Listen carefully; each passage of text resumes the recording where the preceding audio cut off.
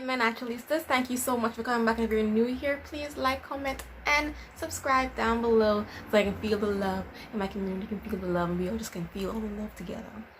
Okay, so today I'm going to be doing a tutorial on how I do this hairstyle. This is one of my everyday hairstyles that I do at least 1 week out of every month because I only fix my hair once a week.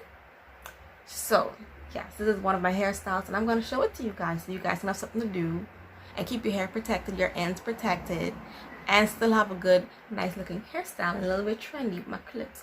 So if you're into that, please continue watching until the end of the video so you can see how exactly I achieve the look, how I pin it down, and all of that.